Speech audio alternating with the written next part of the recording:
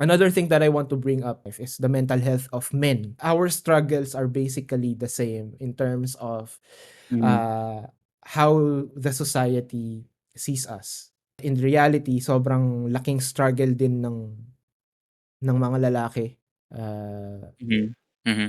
And parang lagi lang tayong bine-view as dapat strong lang tayo, hindi dapat tayo magreklamo. Any struggles kailangan nating i-bottle up lang, na hindi tayo dapat, ano yun, parang ang tingin sa atin ng ibang tao is we're soft and we are gays kung kapag nag-show ka ng emotions, kapag Mhm. nagreklamo ka about sa mga bagay-bagay. We are fortunate, I can say fortunate that I have friends like you guys na Mhm. puwede kong paglabasan ng sama ng loob or any issues or any emotions that I have kasi, uh, it's not every day that men will come across a group of friends like that, right? Kasi even other men, or group of guys, ang lagi lang nilang pinag-uusapan is, guy stuff.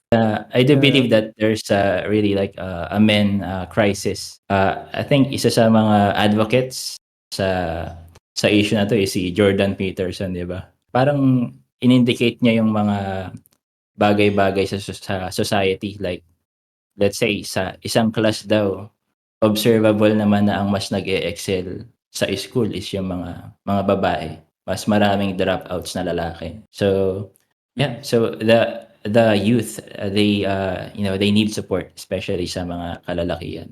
maybe yung nangyayari sa western countries like in the US where you're at, Tom, right? Mm. Sobrang laking impact sa mga youth ah, ng gender affirmations, ng identity nila because it's part of growing up basically, especially your teenage years. You're still finding your identity as a person. 'Pag walang proper guidance ng parents, ng men, ng society sa mga bata, most probably, they will suffer, and dadating sa point na soft na lang ng, ah, sobrang soft na lang ng mga susunod pang generation if wala tayong support or proper guidance na ibibigay sa kanila. Ang dami talaga nating issues regarding toxic masculinity, right? Mhm. Ang daming ngayon na parang papakita, hindi dapat kung tunay kang lalaki dapat ganito yung asta mo, kailangan ganito yung ano mo. No, Totoo. it's really not like that, bro. You just have to really, I think you just really have to be as a man, right? Mm. Just really have Mhm. to be respectful of others. Do what you can do, for yourself and for your family. Provide if you can. If you cannot, seek help, right?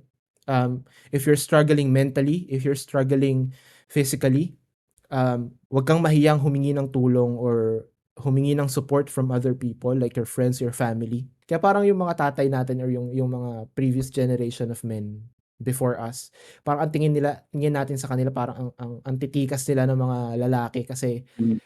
lahat yun bina-bottle up lang nila, eh, and hindi lang natin siguro napapansin growing up, but they're releasing that through, other means. So, for example, may ginagawa sila, ang Yeah. bilis nila magalit, right? Ang bilis nila Oh. mairita sa mga bagay-bagay na ginagawa nila. Pero we're lucky to have our wives and Mhm. partners.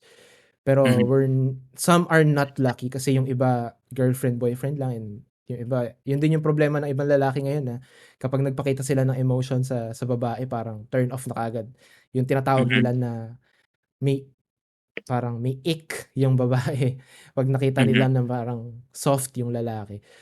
Mhm. So, I think, for women naman, just be patient with us men because we're not perfect human beings. We're not that 10 out of 10 monstrosity that you're seeing in that Korean novela or that Oh, movie or, that yeah, you've watched, that you've oo, read. kasi parang 'pag nakita nila na, dapat ganito ko ituring ng mga lalaki, dapat ganito yung I will not settle for less, right? Mhm.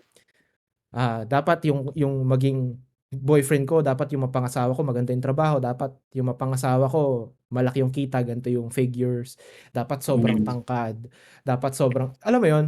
Hindi gano'n ang buhay, Totoo hindi gano'n 'yan, ang mga not lalaki. perfect. Mm. Majority of men are not like that. We are not perfect. We're just the same human being as you, as women. Why Sorry, not go ahead. work on improving yourself then, 'di ba? Why do you Mhm. have to project it with the boys or with the men? Yeah, I mean, I agree. Yes, you have to improve yourself first kasi We've known each other talagang matagal na for din. a very long For time. a long, long time. So, yan. Sabihin mo nga yan, Zeddy. So do'n sa mga ano, not this doesn't just apply to men, also Mhm. to women. Kasi ang dami ring babae na naghahanap ngayon na parang 'pag nakita mo sa social media 'pag nagpo-post parang sobrang bitter niya sa love, about love life, Mhm. na parang wala silang mahanap. Yung iba parang desperado maghanap ng partners in life, right? Mhm. One of the main things sa mga babae muna, one of the main things na makakapag-turn off sa lalaki is you appearing as very desperate looking for guys or looking Mhm. for love. Sa mga lalaki ayaw natin ng complications. Sa totoo lang, we want it to be as simple as possible even for our relationship. Am I right on that or no? I agree. I totally agree. Right? Sobrang agree ako diyan. Like, kasi ang dami ng maano, parang ang gulo na ng mundo, ang gulo na ng Yes. situation. So, gusto lang natin ng simple lang. And, La la we want to make sure na, yun na nga yung sinabi believe yung sa kanta rin yan, eh, "Ikaw yung gusto kong pahinga." Ang dami na nating struggles as men, Mhm. especially what society expects from us. Yeah. Na kailangan maganda yung trabaho natin, kailangan kumita tayo ng ganito kasi susuportahan natin yung family natin. 'Pag nagkaroon tayo ng asawa, kailangan susuportahan natin yung anak natin, right? Mhm. We're already like experiencing a lot of complicated things and gusto pa ba natin ng babae na sobrang komplikado, na sobrang ang daming alam mo yun, ang daming problemang ibibigay sa'tin. Basically, Mhm. sakit ng ulo. It's not just about mainly about attitude. Maybe, siguro medyo matanda na ako to think about stuff like this. But, Mhm. um, yun nga, ayaw na natin mas gusto natin yung simple lang na relationship, right? And then, for men, just work on improving yourself. Mhm. Sinabi ko rin 'to kay Tom before na focus on Mhm. yourself first. Don't really think about looking for someone na parang, "Shit, kailangan ko magkaroon ng girlfriend, kailangan ganito yung girlfriend ko or what." Don't really think about that. Focus on yourself first kasi dadating Mhm. at dadating din yung time na if if women saw you na you're stable, na you're taking care of yourself, it will mapo-project sa kanila yun, eh, na you can take care of them because you can take care of yourself first. Mhm. Mhm. 'Pag nakita nila na you're taking care of yourself, you're taking care of your family, most probably maa-attract yan sila sa'yo kasi part of the thinking ng mga babae is gusto nila ng security sa mga lalaki. Going back again sa mga babae, please naman don't expect us to always make an effort